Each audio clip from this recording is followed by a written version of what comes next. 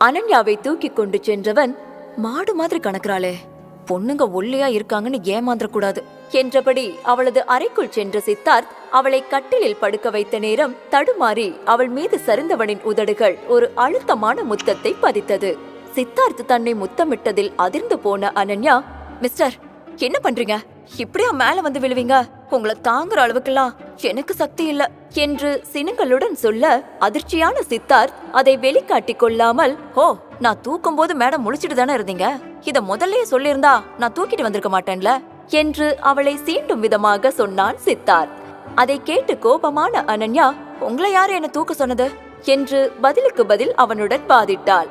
இவளிடம் பேசி ஜெயிக்க முடியாது என்று உணர்ந்தவன், பேசாம நடைய கட்ட வேண்டியதுதான் என்றபடி தனக்குள் சொல்லிக்கொண்டே அறையை விட்டு வெளியேறினான் சித்தார்த்.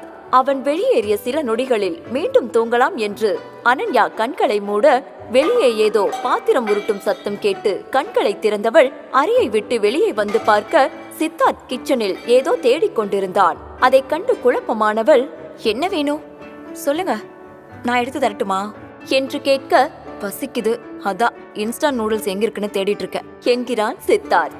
தனக்கு பசித்தாலும் யாரையும் தொந்தரவு செய்ய விரும்பாத அவனின் எண்ணத்தை கண்டு நெகிழ்ந்த அனன்யா, உங்களுக்கு சுட சுட நல்ல தோசையும் சட்னி செஞ்சு கொடுக்கற என்றபடி அனன்யா வெங்காயத்தை நறுக்க ஆரம்பித்தாள். மனதிற்குள் அவனை நினைத்தவாறே யோசித்த அனன்யா வெங்காயத்தை வெட்டுவதற்கு பதிலாக விரலை வெட்டி கொண்டாள். வழியை தாங்க முடியாத அவளின் ரத்தத்தை கண்டு பதட்டமான சித்தார்த் என்ன செய்வதென்று புரியாமல் வேகமாக அனன்யாவின் விரலை தன் வாயில் வைத்து ரத்தத்தை உறிஞ்ச, அதிர்ச்சியானாலும் அனன்யாவிற்கு வெட்கத்தில் முகம் சிவந்தது. தன் உணர்வுகளில் தடுமாறியவள், பரவாயில்ல விடுங்க என்று சொன்னதும் பழைய நிலைக்கு திரும்பிய சித்தார்த், சாரி, ரத்தம் வந்த உடனே எனக்கு என்ன பண்றதுன்னு தெரியல, உடனே நான் ஃபர்ஸ்ட் எய்ட் போட்டு விடுறேன் என்று சொல்லிவிட்டு வேகமாக அந்த இடத்தை விட்டு வெளியேற, தனக்காக அவன் இந்த அளவுக்கு பதட்டமாவான் என்று அவள் ஒருபோதும் நினைக்கவில்லை. பின் சித்தார்த்தின் உதவியுடன் அவள் சட்னி செய்து தோசை சுட்டு கொடுக்க திருப்தியாக சாப்பிட்டான் சித்தார்த். ஏதோ அப்போது அவள் குரலில் இருந்த சோகத்தை உணர்ந்தவன் கவனத்தை திசை திருப்ப, அப்புறம் உன் ஒர்க்கெல்லாம் எப்படி போகுது என்று கேட்க, பழைய நிலைக்கு திரும்பிய அனன்யா தன்னுடைய பிளானை ஆர்வமாக கூறினாள்.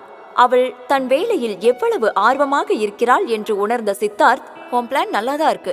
டைரக்டர் ரத்னம் அவரோட புது சீரியஸ்க்காக ஆர்டிஸ்ட் தேடிட்டு இருக்காரு. இப்போ இன்ஸ்டாகிராம்ல யூடியூப்ல ரீல்ஸ் போட்டு ட்ரெண்ட் ஆகுறாங்களே, அது மாதிரி அந்த பையனை வச்சு நீயும் இன்ட்ரெஸ்டிங்கான ஒரு ரீல்ஸ் பண்ண, நிச்சயம் அவனுக்கு நல்ல ரீச் கிடைக்கும் என்று தன் யோசனையை கூறினாள். ஆமா, நீங்க சொல்றது நல்ல ஐடியா தான். இப்ப இருக்கிற காலகட்டத்துல போட்டோ ஷூட்டை விட ரீல்ஸ் பண்ணா நல்ல ரீச் கிடைக்கும். Thank you so much. பரவாயில்ல, உங்க மண்டையிலயும் கொஞ்சம் மசாலா இருக்கு என்று சொல்லி அசட்டு சிரிப்பு சிரித்தாள் அனன்யா. மறுநாள் காலை அனன்யா மித்ரனை ஸ்கூலுக்கு அழைத்து செல்ல தயாராக அங்கு வந்த சித்தார்த்தும் அவர்களுடன் சேர்ந்து கொள்கிறான். மகிழ்ந்த மித்ரன், ஹை ஜாலி என்றபடி தன் ஸ்கூல் பேக்கை எடுத்துக்கொண்டு காரில் ஏறினான். இருவரும் சேர்ந்து மித்ரனை ஸ்கூலில் டிராப் செய்ததும் சித்தார்த் அருகில் வந்த மித்ரன் ரகசியமான குரலில், அப்பா, சாயங்காலம் எங்க ஸ்கூல்ல சில்ட்ரன்ஸ் டே ஃபங்க்ஷன் நடக்க போகுது, அதுக்கு நீங்க கண்டிப்பா வரணும், அதுல உங்களுக்கு ஒரு சர்ப்ரைஸ் இருக்கு என்று சொல்ல, அப்படி என்ன சர்ப்ரைஸ்? சரி, மித்ரனுக்காக கண்டிப்பா வரேன் என்று உறுதி அளித்தான் சித்தார்த். இருவரும் தந்தை மகனாக அன்பாக பேசிக் கொள்வதை பார்த்து தன்னையும் மறந்து அனன்யா ரசித்துக் கொண்டிருந்தாள். அலுவலகத்திற்கு வந்த அனன்யா டைரக்டர் ரத்னத்தின் புதிய ப்ராஜெக்ட் பற்றி சத்யாவிடம் பேச வேண்டும் என்று யோசித்துக் கொண்டிருந்த வேளையில் அவளை ஆச்சரியப்படுத்தும் விதமாக சத்யா அனன்யாவை பார்க்க வந்திருந்தான். சத்யாவை கண்டதும் அனன்யா, இப்பதான் உனக்கு போன் பண்ணலான்னு நினைச்சிட்டு இருந்த, நல்ல நேரம், நீயே என்ன தேடி வந்துட்ட. டைரக்டர் ரத்னத்தோட பெரிய ப்ராஜெக்ட் சம்பந்தமா நியூஸ் வந்துச்சு, அதுக்கு உன்னை அனுப்பலான்னு யோசிக்கிற என்று சொல்ல சத்யா, மேடம், அவரு ரொம்ப பெரிய டைரக்டராச்சே, என்ன மாதிரி சின்ன ஆர்டிஸ்டுக்கு சான்ஸ் கொடுப்பாரா என்று சந்தேகமாக கேட்டான். அதுக்குதான் நான் ஒரு பிளான் வச்சிருக்கேன். நம்ம எப்போதுமே வழக்கமா போட்டோ ஷூட் பண்ணி டைரக்டரை காண்டாக்ட் பண்ணுவோம்ல, ஆனா இந்த தடவை டைரக்டர் நம்மள காண்டாக்ட் பண்ற மாதிரி ரீல்ஸ் பண்ணி ட்ரெண்டா மாத்த போறோம் என்றாள். குழப்பமாக அவளை பார்த்த சத்யா, என்ன சொல்றீங்க மேடம், ரீல்ஸா? இது எந்த அளவுக்கு ஒர்க் அவுட் ஆகணும் தெரியலையே என்று கேட்க, நாம பண்ண நினைக்கிறத ஃபுல் இன்வால்வ்மெண்டா செய்வோம், அதுக்கப்புறம் மக்கள் பாத்துக்குவாங்க என்று நம்பிக்கையூட்டும் விதமாக கூறினாள் அனன்யா.